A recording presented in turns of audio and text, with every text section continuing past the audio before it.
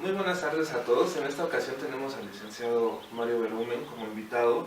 Licenciado Berumen, muchas gracias. Muy buenas tardes, ¿cómo están? Por aceptar y por su tiempo. De antemano, pues bueno, queremos iniciar esto.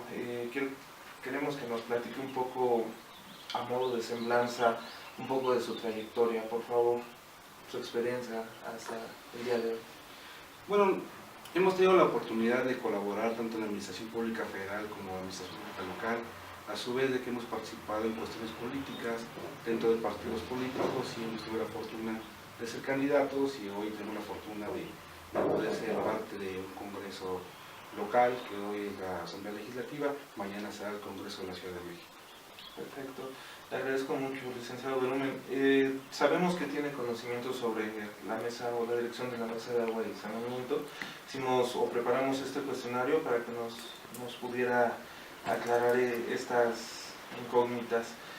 El día de hoy, Mario Berumen, como funcionario público, conoce y sabe cuáles son las áreas de oportunidad en la Ciudad de México en el tema de agua, líquido vital, que constantemente genera polémica y decisiones divididas. Bueno, en nuestro andar político y administrativo tuvimos la fortuna de colaborar con agua. Ahí aprendimos un poquito del tema del agua. Oportunidades son muchas. Los ciudadanos hoy en día tenemos carestía de agua, ¿no?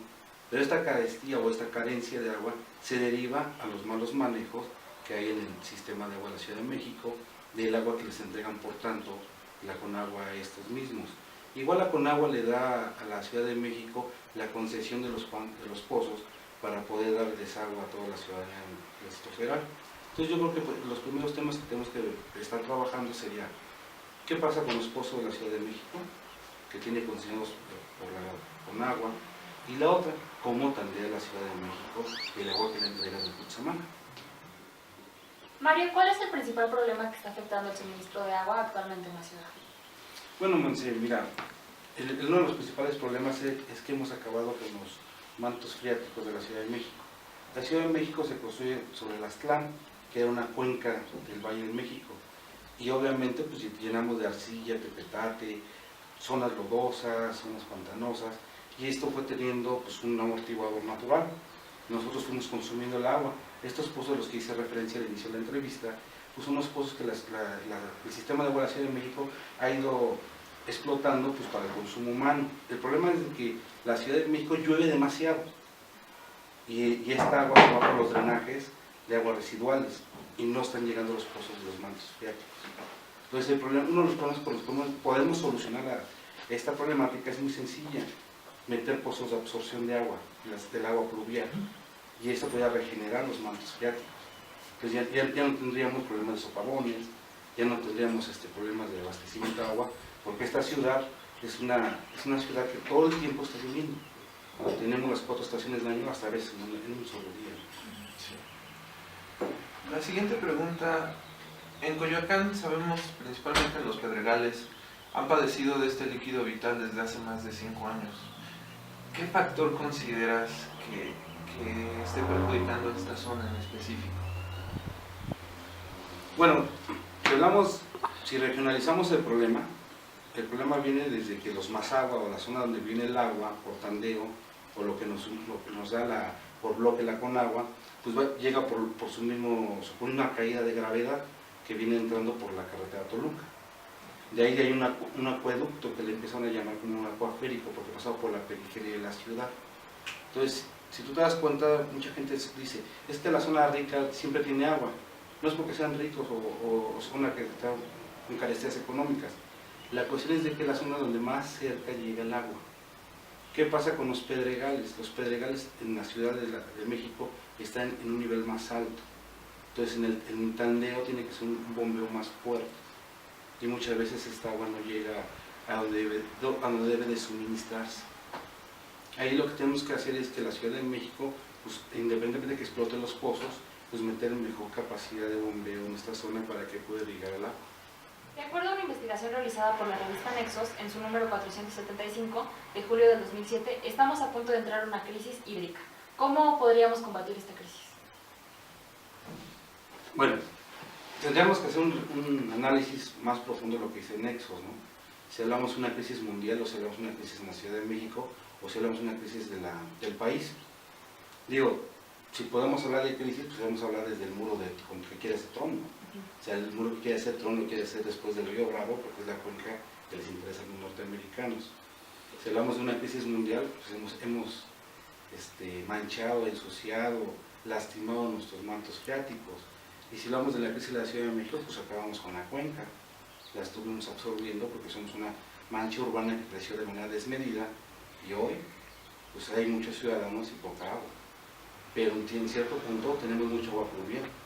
Esta agua pluvial debería ser captada con programas y políticas públicas que capte el ciudadano, que capte el agua de la ciudad, la autoridad local y que la captación de agua también la capte del gobierno federal.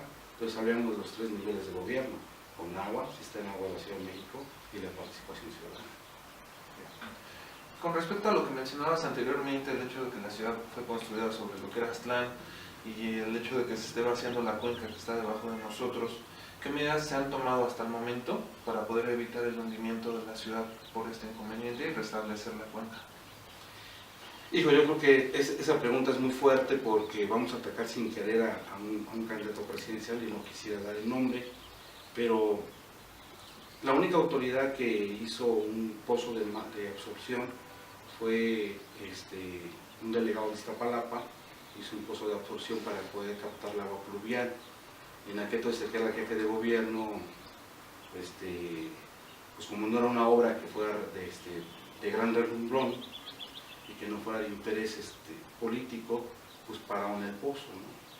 Entonces así como una medida, pues no hay una medida que haya hecho la autoridad. Yo creo que es más grave lo que estamos viviendo en estos momentos. Estamos viviendo ahorita que la Asamblea Legislativa se acaba de autorizar una nueva ley de cobro del agua de la Ciudad de México. Y estamos hablando que vamos a privatizar el cobro de la ciudad. Entonces todavía no hay una claridad de cómo va a quedar esa privatización. Entonces, lo primero que tenemos que resolver sería el tema de cómo captamos la lluvia, cómo podemos rellenar los mantos freáticos.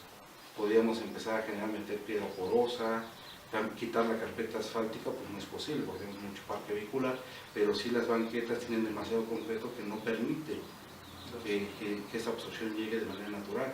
Entonces tendríamos que andar pensando si podemos meter, pues no sé, algún sistema de canaletas que puedan absorber entre la banqueta y la carpeta asfáltica esta lluvia, en vez de que se vayan a los drenajes y hoy se nos esté colapsando el túnel emisor central, y la solución puede ser el túnel emisor de corriente. Tomando en cuenta que aún falta mucho recorrido de proselitismo en las campañas, hasta ahora se ha señalado a José Antonio Meade como un candidato en el PRI que lleva un peso de su pasado. ¿Cómo cree que pueda generar confianza en la ciudadanía a pesar del pasado que tiene? Bueno, yo creo que el candidato José Antonio Meade, oficialmente candidato del PRI, pues no es priista, ¿no? No sé si le afecte el hecho de que la militancia de ese partido no lo vea como tal. Al final de cuentas, esa militancia es un voto duro, es el partido tradicional, tiene un voto duro muy fuerte. Meade en su trayectoria política pues ha sido un funcionario dentro de la administración política del gobierno del PAN, hizo un buen trabajo. Hoy con la administración pública del PRI justamente se le califica como un buen trabajo. Yo creo que lo que está pasando a nivel mundial de la economía pues está afectando no solo al candidato Meade, ¿no? Está afectando a todos los candidatos. Hay una incredibilidad, no se creen los candidatos. La clase política ha perdido credibilidad. El ciudadano no cree lo que están diciendo los políticos. Y hoy, este tipo de entrevistas con jóvenes como ustedes, que se atreven a preguntarnos y cuestionarnos, pues nos acerca a ustedes, a conocer su forma de pensar. Y yo creo que lo que necesitamos este país es que los jóvenes participen. Y más allá que participen, que se involucren. Porque yo recuerdo en mis tiempos de juventud, decían que México iba a ser de los jóvenes. Hoy México ya es de los jóvenes. Tenemos un candidato a la presidencia muy joven, que es el candidato del PAN, ¿no? Anaya. Eso indica que hoy los jóvenes deben de participar, hacer un análisis de lo que está pasando. Hoy los candidatos nos están dando propuestas de quién hizo las peores cosas, pero nos están dando unas propuestas de cómo solucionar la problemática real del país. Pues en este tema pues podemos hablar de inseguridad, podemos hablar del problema del agua, el problema de la basura, el problema del transeúnte para la movilización. Pues yo creo que este tipo de entrevistas nos van llevando una cercanía con ustedes, los jóvenes que quieren participar o quieren conocer, que hagamos un análisis profundo juntos. Gracias. ¿Qué consideras que requiere un nuevo presidente para abolir realidades como el desabastecimiento de agua a nivel nacional, la inseguridad en torno a, o más bien la inseguridad que se encuentra en un entorno que se encuentra coludido con la delincuencia organizada y la corrupción desmesurada? ¿Qué crees que necesite este nuevo personaje, el que vaya a estar para poder cambiar todo esto? Va a ser muy complejo. Es muy complejo el tema. ¿Por qué? Miren, México tenemos un Estado de Derecho, tenemos nuestra Constitución que nos marca nuestros derechos fundamentales y dentro de los derechos fundamentales son nuestras garantías. Lo que debe ser la autoridad, y se oye fuerte, pues es ejercer la autoridad. Hoy hemos perdido credibilidad todas las esferas de poder. O sea, los jóvenes no creen en la autoridad policíaca. ¿Por qué? Porque la delincuencia se coludió con ellos en algunos aspectos. Podemos ver en muchos casos, ¿no? Dentro de la República, quizá en la Ciudad de México. ¿Qué debe ser el próximo, la persona que vaya a gobernar el país? Pues debe de ejercer el ejercicio del Estado de Derecho, para la gobernanza y la gobernabilidad. ¿Y qué es eso? Pues aplicar con todo el rigor la ley y buscar el ideal de la vida, la justicia, dar a cada quien lo que pertenece. Es un ideal filosófico, pero es un ideal que todos deseamos. Queremos tener una justicia social, una justicia económica, una justicia política, una justicia de seguridad. Que hoy parecemos presos en nuestras casas y los delincuentes parece que tienen las calles de su poder. ¿Consideras que los contendientes independientes representan una nueva opción para el avance nacional? Así se califican ellos. ¿O quizás sea una opción para que les quiten votos a los candidatos que son más grandes? Yo creo que los candidatos independientes sí representan un avance en la democracia del país. Antes de llegar al Estado moderno mexicano, y podemos llegar a Roma, ya existían candidatos independientes. En los tiempos de la Revolución Industrial, los parlamentos se hacían con candidatos independientes, que representaban los verdaderos intereses del pueblo. Hoy, cuando se construye este país, se creó un partido hegemónico, consolidó todos los partidos de todos los partidos que había en todo el país y creó un partido de Estado. Y ese partido de Estado se volvió un partido de poder. Hemos ido evolucionando y esa evolución nos dio la oportunidad de tener una diversidad de partidos. Pero el problema es dónde quedó la expresión ciudadana. Yo creo que sí, los candidatos independientes deben de ser la expresión ciudadana. El problema es de que no hemos aprendido los ciudadanos a vernos representados por ciudadanos. Hay muchos que quieren ver a sus candidatos dentro de un partido. Hoy el PRI se apertura y tiene dos candidatos ciudadanos, ¿no? Miquel Arriola y Mick, que no tenía militancia partidaria. Y en la elección pasada, Mancera fue un candidato ciudadano que entró por el PRD y fue el candidato mejor votado de la historia de la Ciudad de México. Entonces sí representan. El problema es que debemos de aprender a tener una cultura política electoral. ¿Y quiénes tienen que aprender a hacer eso? Los jóvenes como ustedes. Con respecto a los jóvenes y a lo que decías anteriormente, esta semana, el miércoles, el Universal publicó un artículo que indica que los jóvenes se están desencantando de la política. ¿Tú qué consideras que sea el factor por el cual los jóvenes se alejan de la política, de los temas de interés público y nacional? ¿Y qué propondrías tú como funcionario para acercarlos? Nos hemos desencantado a los jóvenes por una simple y sencilla razón. Porque primero quitamos en el sistema educativo básico el civismo, la cultura. Si vamos a países de primer mundo, a quien veas te habla de cultura política. Tú puedes sentarte con un taxista, con un bolero, y lo primero que aprenden, pongamos un ejemplo, lo más cercano que tenemos, Estados Unidos. El ciudadano norteamericano exige sus derechos que están en la Constitución porque conocen su Constitución. Pero el Estado mexicano, o los mexicanos conocemos nuestra Constitución. ¿Cuántos artículos tiene la Constitución? ¿Cómo se divide la Constitución?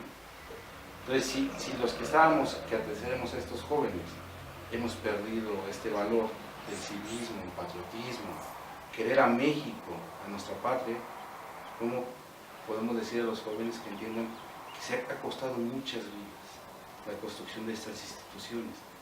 De entrada, sabemos qué son las instituciones. Las universidades les dicen a los jóvenes cuánto ha costado crear una institución. Hoy podemos decir que todo el mundo sataniza a los políticos, ¿no? Pero también una carrera política no es fácil. Deja muchos sacrificios, abandono familiar. Dicen, ganan mucho. Yo también te puedo decir que los empresarios ganan mucho y no sabemos qué hacen. Yo creo que todos hacemos lo que tenemos que hacer para tener un país bien. Lo que tenemos que empezar a capturar es que los jóvenes empiecen a saber qué es la verdadera política, no la politiquería. O sea, que nos informemos. Hoy en día, yo te decía en las pasadas preguntas, que hay candidatos que nada más nos están diciendo, vamos a sacar a este corrupto, este hizo aquello, aquellos tienen casas de tantos millones, pero yo me pregunto, ¿qué candidato está diciendo, voy a resolver el problema de la economía de México con verdaderas políticas públicas que hagan que los jóvenes metan nuevos sistemas de cooperativa industrial, económica, de fomentos? O sea, que estos jóvenes que hoy se están educando en las universidades tengan verdaderos campos de acción en sus carreras, y no que salgan de sus carreras y tengan que estar en el comercio público o en un taxi, que no es peyorativo ni mucho menos un trabajo honesto, pero no estudiaron para ello. Realmente las escuelas básicas fueron preparando a los jóvenes a que su profesión o su vocación es lo que estudiaron, o están estudiando lo que pudieron alcanzar a agarrar, y cuando terminan la carrera se dan cuenta que no fue su vocación, pero la terminaron y no se dedican con el apego y el amor a su profesión.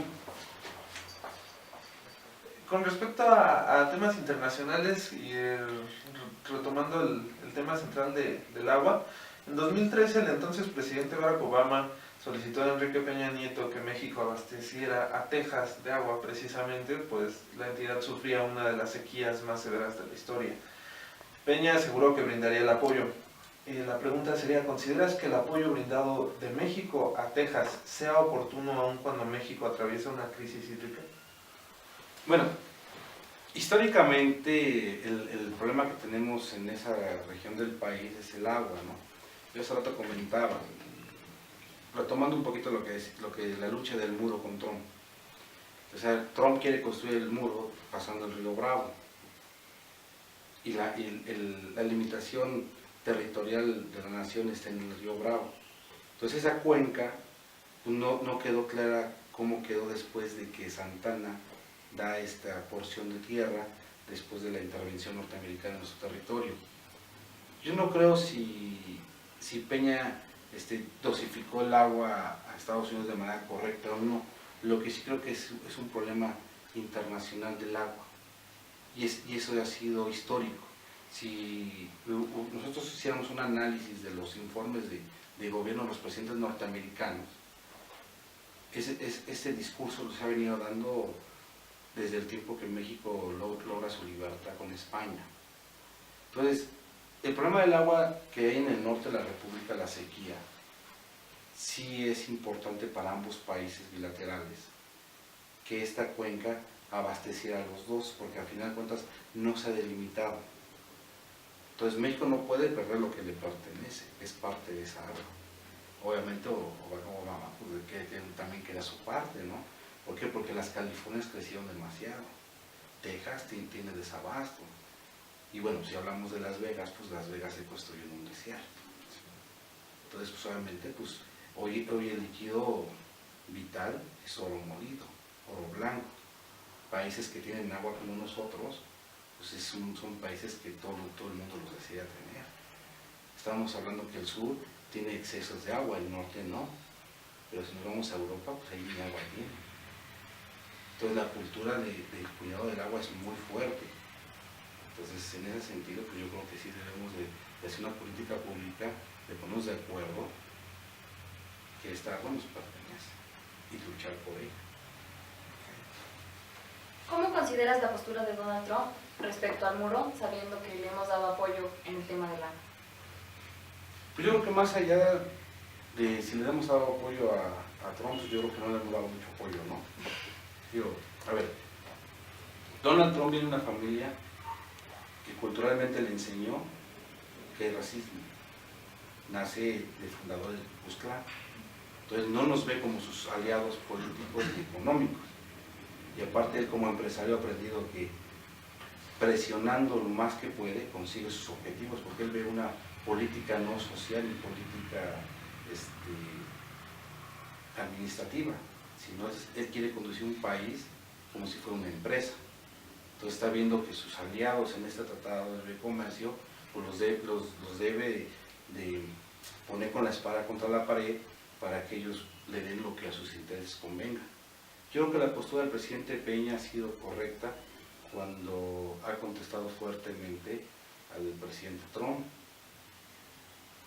Yo no recuerdo en la historia de México un presidente moderno que le haya dicho, pues no voy a una reunión contigo, ¿no? El propio Peña ya lo hizo.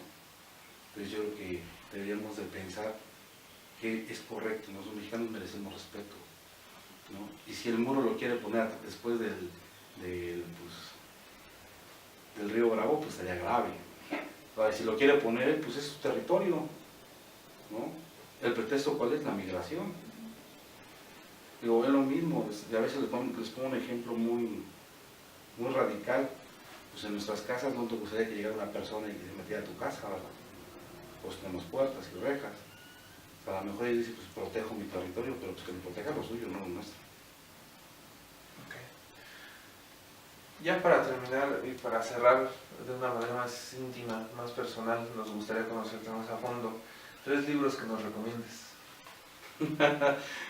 ¿Quién agarra como alguna de los compañeros que no han leído? Bueno, libros que me han marcado mucho, principalmente El Príncipe, de Nicolás Maquiavelo. Yo creo que es un libro fundamental en la administración pública y política. Diálogos en el infierno, como Maquiavelo y Montesquieu. Es muy interesante, porque pone a Montesquieu y a Maquiavelo en sus luchas, en cuestiones de su teoría del Principado y el espíritu de las leyes, ¿no? Y otro libro que me gusta mucho, que no es un escritor político, que es ayuda más a asunto existencial y de valores, Bucay, pero escribe una novela política muy interesante que se llama El Candidato. Es el único libro que ha escrito él político. Y es muy interesante porque va desarrollando un estado imaginario, cómo las esferas del poder, los círculos de poder, imponen presidentes de la República, ¿no? Entonces son libros muy interesantes. ¿Qué música escucha Mario Berumen?